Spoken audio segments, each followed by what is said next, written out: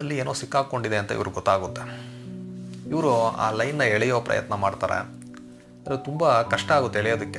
ಯಾವುದೋ ಒಂದು ದೊಡ್ಡ ಮೀನು ಸಿಕ್ಕಾಕ್ಕೊಂಡಿದೆ ಅಂತ ಇವ್ರಿಗೆ ಅನಿಸುತ್ತೆ.